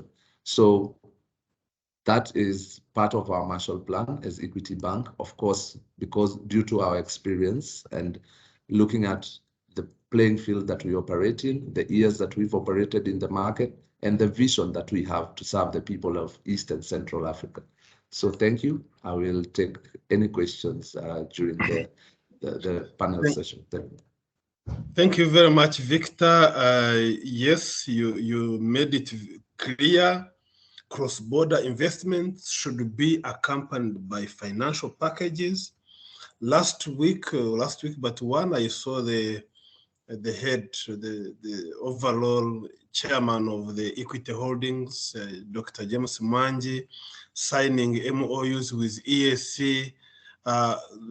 Basically, it was looking at how to finance the cross-border investment. Thank you very much. For other questions, participants, hold on with questions, and Victor, be ready for some questions thereafter. Let me welcome my senior brother, Pacific Tishime from Rwanda Development Board. I have ever heard the CEO of Rwanda Development Board, that this question goes to Pacific, while I welcome him, when the CEO is saying that start small in Rwanda and grow big in the region. So, brother to Pacific, what alignments required to achieve seamless flow of cross-border investments in the region? We have very many frameworks now. We have the Rwanda Investment Code. We have the EAC facilitation, investment facilitation arrangement. We have WTO. You saw the presentation from Pablo. How are you aligning all these frameworks so that we have seamless flow of cross-border investments, at the same time benefit from this expanded market? Because my humble understanding is that when you invest in a small market, then your products cannot reach the big market other than targeting the big market and therefore harmonizing the policy frameworks. Karibu sana, brother Pacific.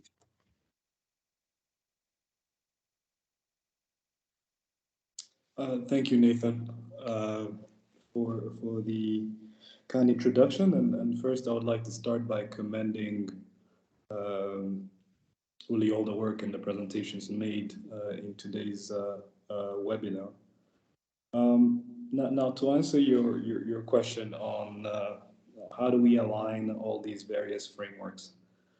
Now, you mentioned a few, but I think there's also another one that I needed to add on top of the WTO one, and there's the upcoming AFCFTA investment protocol that's also being worked on. And I think earlier in the presentation and the discussions, they were mentioning of various document and model codes that were enacted actually several years ago, but that have not really been adopted. And so we see that there's still a lack of harmonization across the various investment codes or investment policy document in the East African region. So what I would say first is the path towards further alignment. Let me first share the RDB perspective and maybe speak to the gaps that we see and outline really that this is still a work in progress in my view. Now, first and foremost, the perspective of most IPAs or most investment promotion agencies is to encourage inward investment.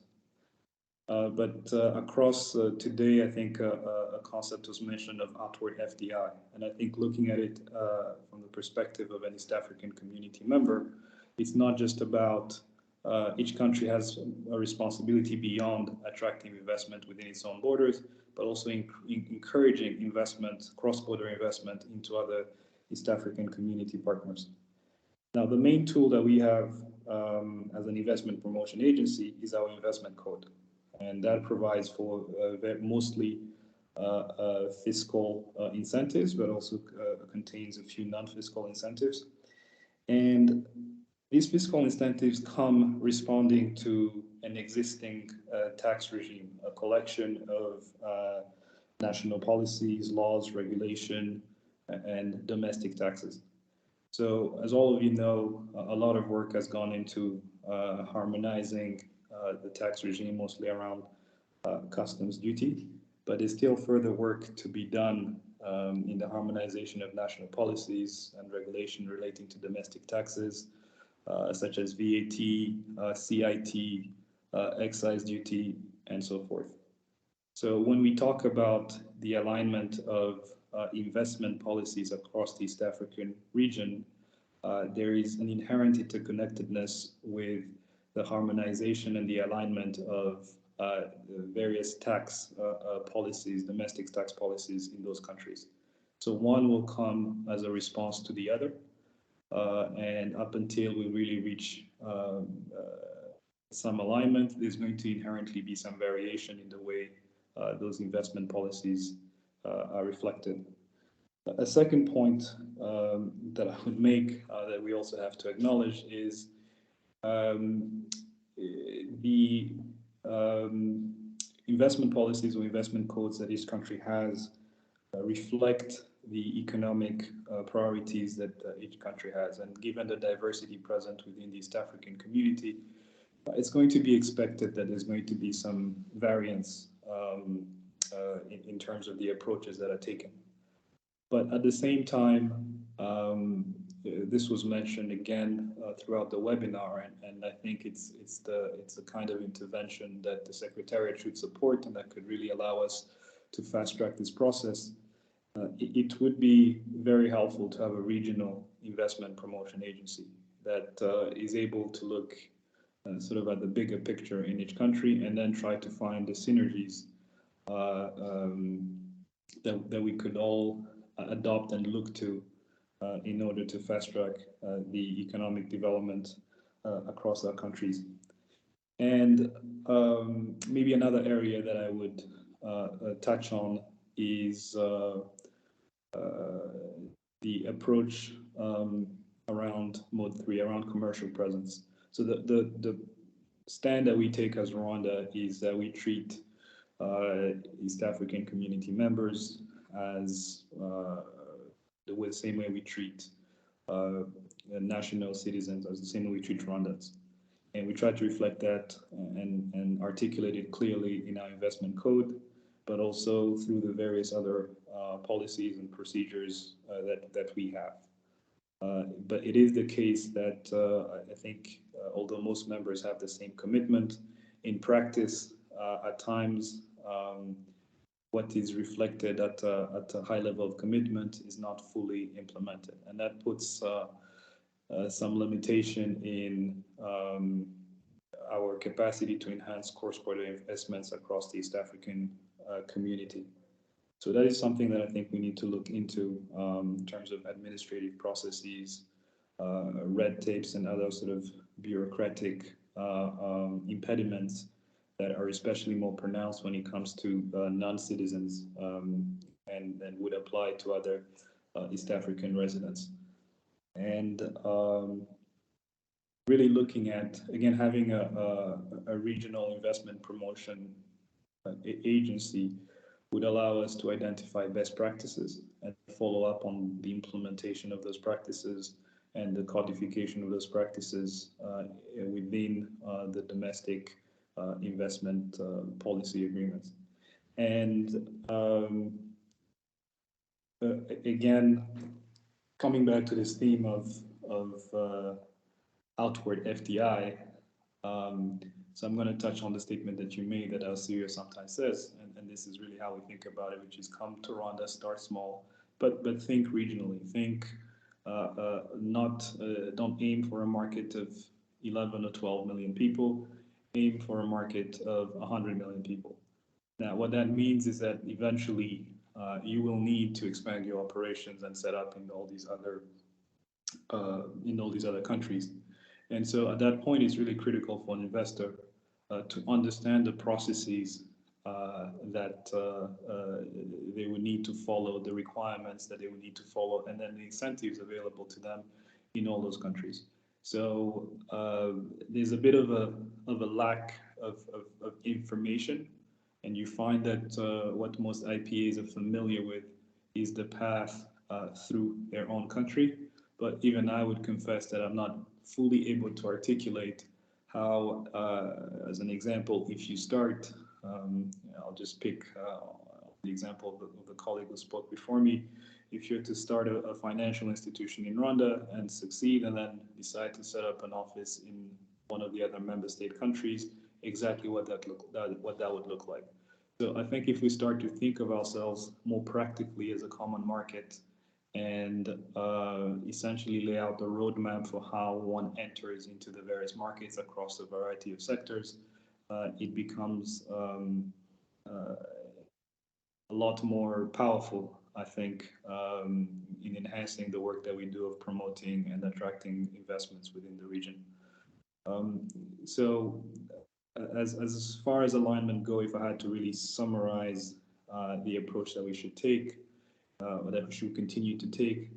The first point would be to understand that when it comes to the investment promotion, investment attraction codes that we all have, that these come as a response to national policies, so that harmonization of these national policies and national laws and regulations should be fast-tracked, and this would allow concrete discussions on how we harmonize the investment codes that we have. And then the second component would be really the creation of this regional body that would allow us to think not just about incoming FDI, but also to really underscore this concept of outward FDI. And finally, having clarity on processes, not just incentives, but really on processes and various red tapes, and ensuring that this national presence commitment that we've all made is actually adhered to in practice. So I'll pause here, but we'll welcome further questions. Thank you.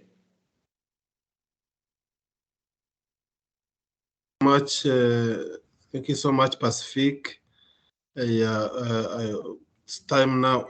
Before we proceed to open the discussion for all participants, do we have anyone from Uganda Investment Authority? We had invited Mr. Muchiza Robert to be part of this engagement. If he's in the call or his representative, let me know. Is there anyone? Yeah, I thought the communication had come through. I've been talking to people all this morning. Yeah, you are most welcome, my brother. Peter, introduce yourself, please. My humble request is that after your introduction, go ahead and tell us what should be done to strengthen domestic, institutional, and regulatory systems to have deeper regional integration towards facilitating intra-EAC investment flows. And in addition to that, please suggest key sectors of interest to promote cross-border investments in the EAC. And lastly, do you support the idea to negotiate and implement an investment protocol at EAC level? You are most welcome, sir. Thank you. Thank you, Bwana Moderator. My name is Peter Mramira. I'm the Deputy Director, Business Facilitation. I represent Ndugu Robert Mukiza, the Director General of Uganda Investment Authority. I embrace this initiative and this discussion following on to the previous speakers, both be it in the government arm of Kenya Authority and the last speaker at, representing Rwanda Development Board, and colleagues both from the public and private sector present. I acknowledge all the submissions made, and I thank you for putting us together for this engagement.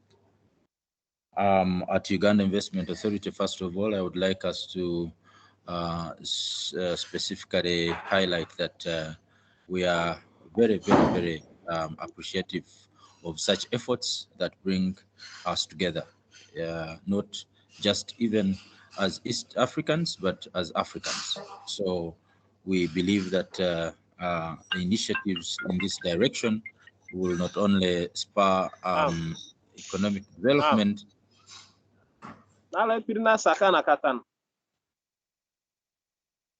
but also will encourage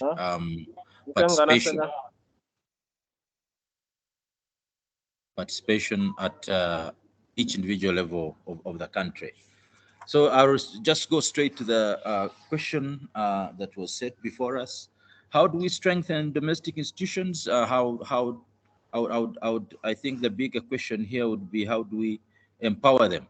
How do we empower them is to basically go through the existing structures to ensure that we bring harmony in what the investment code in Uganda is saying, what the investment code in Rwanda is saying, what the investment code in Kenya is saying, and the surrounding countries regarding both investment promotion, but also in respect to facilitation, which touches on issues of a neighboring environment. My earlier speakers did mention an important area of barrier removal. How do we recognize ourselves as one country? How do we recognize seamless flow of trade between each country? I look forward to a point, for example, where whenever I'm traveling abroad and marketing Uganda, I always look forward to a time when I am making a presentation on behalf of East Africa and showing the tourism opportunities in East Africa, rather than talking about our small Uganda tourism opportunities. I look forward to a point where Kenya is talking about how Mombasa is opening up the trade for the whole region and speaking on behalf of the region. So how do we get a level of seamless trade? One key area would be to harmonize these investment agendas and have ensuring that these protocols are speaking to the same free movement of persons, common market, and formalization of initiatives in that regard. Number one. Number two is ensuring that we categorically draw a roadmap towards these initiatives. I think what has been happening of late is where we have open-ended engagements that we don't have timelines to.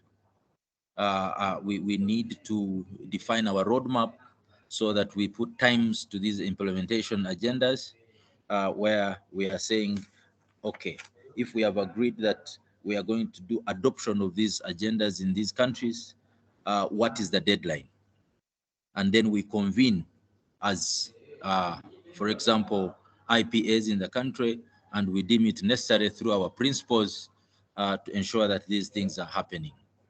And I've tested it, it works. For example, in the last just 3 months, we have concluded joint permanent commissions between the Republic of Tanzania, the Republic of Burundi, the Republic of Southern Sudan.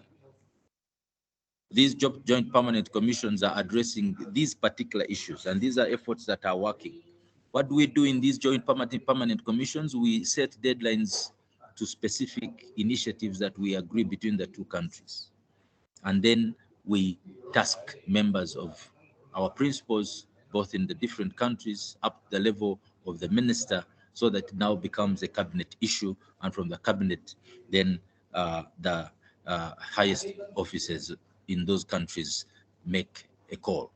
So I would like us to embrace areas of joint investment promotion, areas of joint promotion initiatives, joint investment and trade agendas, and also lastly, as my good colleague from the Rwanda Development Board did highlight, can we then at that point start talking about priorities, set priorities by country, and say and ensure that as far as our economic policies, political policies, regional strategy, we are aligned as far as these agendas are concerned.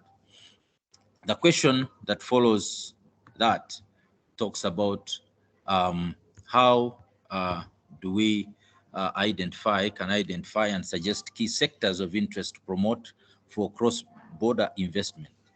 Key sectors that come into my mind immediately is what I think our colleague in the European Union did highlight properly for issues of infrastructure to be addressed. We need that space to be clearly improved. Today we are talking about the standard gauge railway in Kenya. Can it connect completely to Kinshasa so that now we have an SGR that is connecting in less than 5 hours to Kinshasa from Mombasa. We want to see that impact free movement of people, but also free movement of goods, so that businesses that are operating between all the regions, all the countries in the region are enjoying that lateral movement of goods and services. Number one. Number two, we are looking at agro-industrialization at Uganda Investment Authority. Why are we looking at agro-industrialization? We have issues of food security to address. Once we have a good supply of food, and we have guaranteed our people, our communities in East Africa, stability of food supply, then we are having a productive population. A productive population then ties in properly into our industrialization agenda, as far as ensuring that there's good labor supply. But of course, we also recognize that each country will have its own comparative advantage as far as this agro agenda is concerned. So we are also saying, can we segment and say that, look, Uganda is good in coffee, Rwanda is good in cotton, Kenya is good in tea. So how then can we concentrate on where we have comparative advantages so that yields are high, and then we grow as a region? The other three sectors that I would like us to focus on, I propose, would be petroleum development. That goes without saying in terms of powering our energy sector. Tourism development, I highlighted the issues around opportunities for tourism. How do we, for example, have these centers connecting roads, for example, to our tourism sites be improved, and have a joint agenda as far as laying out and marketing these key tourism points as a region. In Kenya, in Rwanda, in Uganda, there are those pillars of tourism that stand out. How do we ensure that we market them on each other's behalf? When you're talking to tourists in Switzerland, in Zurich, how can we then market those opportunities as a region? Then we are talking of mineral development. The other day you heard, of course, that we've hit gold as Uganda, and that is just Uganda. What more gold is out there? Can we go back a step back and say, let's go into the exploration of these minerals together, and let's identify opportunities in the mineral space and develop an agenda for mineral exploitation as a region. Finally, is what our brother from Equity spoke about, which is financial infrastructure. We believe that infrastructure that is feeding finance gaps are still very wide, especially in agriculture and manufacturing. So coming in at a point where either we are organizing finance for our different clusters of investors that feed into traders, to ensure that they are benefiting from this and giving equal share as far as guarantees are concerned, as governments of East Africa, to ensure that where funders like Equity have got an issue, can we agree that we give letters of comfort, for example, or sovereign guarantees, so that we are singing from the same hymn sheet. Today, you might go to Kenya and get a sovereign guarantee as an investor, but when you come to Uganda, then we say, no, we are not giving a sovereign guarantee. The easiest thing we can give you is a letter of comfort. Can we harmonize in that space and have protocols that can happen seamlessly? I'll now jump into the last question. Do you support the idea to negotiate and implement an investment protocol and strategy to harmonize? Yes, absolutely, yes. And this is because of the reasons I've given, the returns to the agenda, to, of course, have a protocol that eases flow, that makes us have interaction between business to business, to have, for example, taxes that are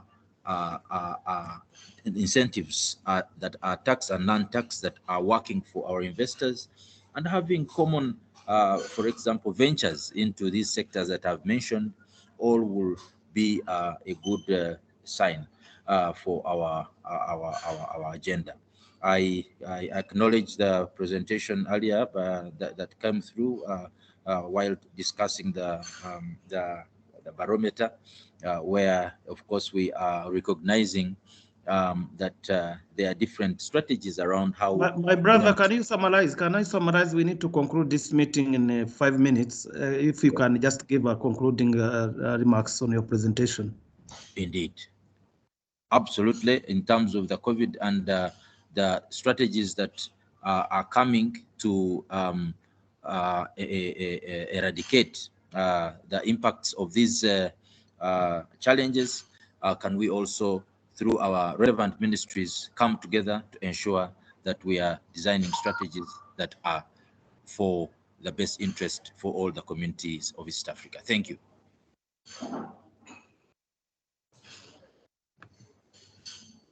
Thank you very much, Mr. Robert Muramura, for 2 key areas. My name is Peter Muramira, not Robert Mukiza. Peter Muramira, kindly. Yes, sir.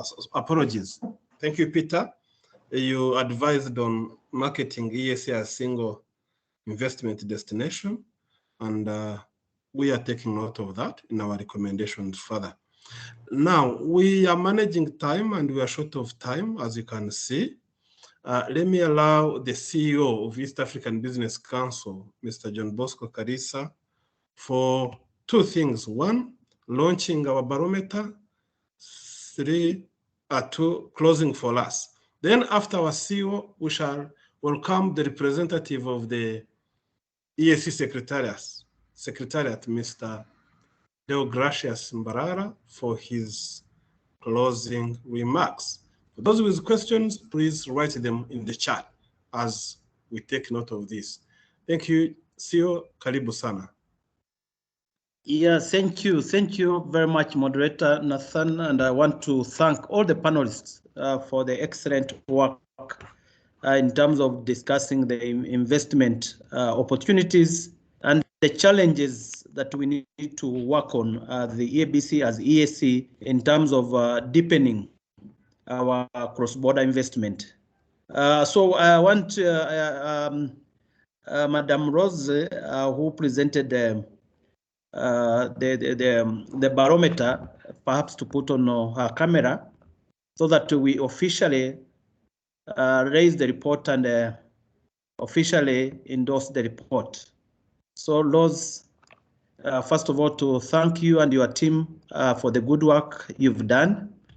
It has been an eye-opener to look at the perception and the impact of COVID on trade and investment in the EAC, as well as giving both specific policy recommendation, as well as the regulatory framework we need to work on, so that this region remains very attractive in terms of doing business as well as investment. So with that, Moderator, allow me to invite also Deo from EAC. And I don't know if the representative of GIZ is on the call, so that we officially launch this report. If they could put on their camera, the GIZ representative and Deo from EAC Secretariat. Yeah. If you may allow, I think if Flavia is on the call, can also join in. Yes, I would appreciate Flavia Businje, the acting director for Monica, Customs. and also Monica Hangi from Timea.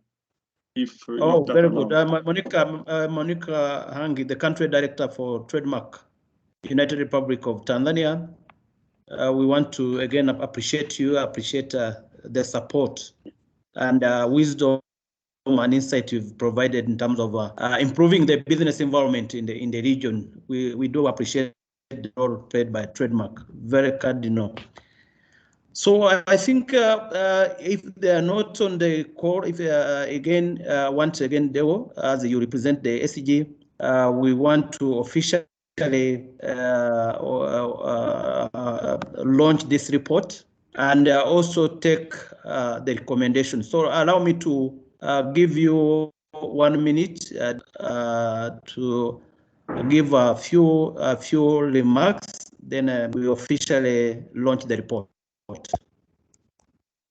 Thank you, Chair. And I think due to the internet connection, may I switch off the camera, if that's okay?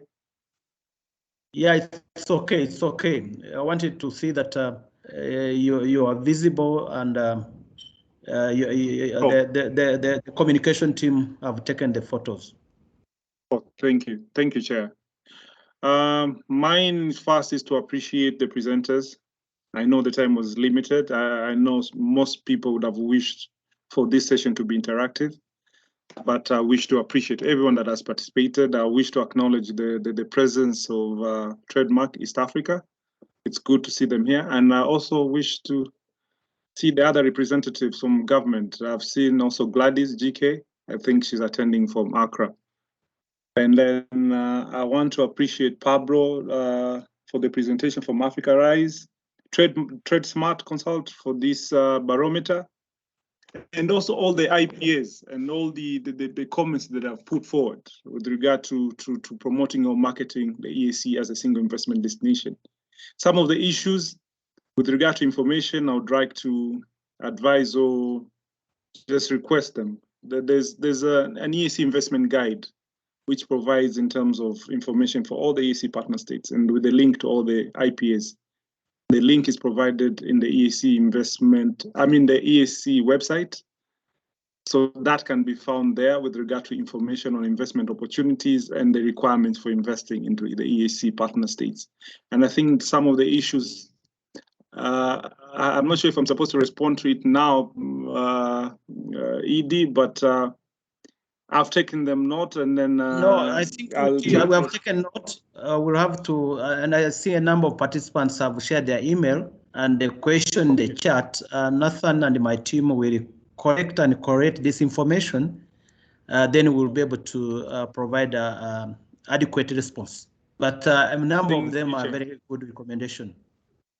Perfect. Yes, and so lastly is to thank you, Nathan, African Rise, for organizing this. Let's keep this channel open. It's good and it's informative. And I like to see the IPA opening up in terms of how we market the region as a single investment destination. And I welcome all the inputs and the recommendation. We look forward, as per one of the recommendations, coming up with a roadmap in terms of actionable recommendations and with specific timelines. And we look forward to receiving those recommendations. Thank you, Chair. Thank you very much, Deo. Yes, thank you. And I want again to officially launch the report. And again, thank the author of the report, the professor, and Dr. Lorna Rose for excellent work done. Allow me to thank our donor, GIZ, for their financial and technical support they have provided to ensure that this exercise is a very success. So I want to thank my team, Adrian and the communication team for putting all the inputs to this excellent work. Of course, with the support, I want to thank Nathan and Patrick, who have been working tirelessly to make this event a success. Lastly, once again to commend the efforts, the partnership between EABC and EAC Secretariat, especially the private sector development unit. The work that we are tasked is bearing tangible fruits, and I think we need to continue to enhance this technical working group. Of course, with the funding from our donor EU Africa Rise, we look forward for that, and the GIZ, of course, not forgetting Trademark East Africa. They have been the anchor of trade and investment in the EAC and supporting the private sector activities to ensure that this region generates the prosperity we want. So kudos to everyone, and I want to again thank the panelists from all the investment promotion agents for the good work, and the recommendation having a common roadmap is very critical. So we commit ourselves again as the EAC and the EABC to ensure that the recommendation presented during the webinar are implemented, and where we have challenges, we'll be able to elevate or escalate them to the Council of Ministers. So with that, I want to wish you a very good weekend, and I want to thank everyone, all the participants, for sparing your time. 2 hours is a substantial time from your busy schedule to participate in this event. This really underlines the importance you attach to this activity. So thank you on behalf of the ABC board and the Secretariat. We wish you a very blessed weekend. Thank you very much. Thank you very much, Theo. Thank you, everyone. And bye. See you in all other activities of EAC Secretariat and EABC. Thank you for attending this one. Bye for now.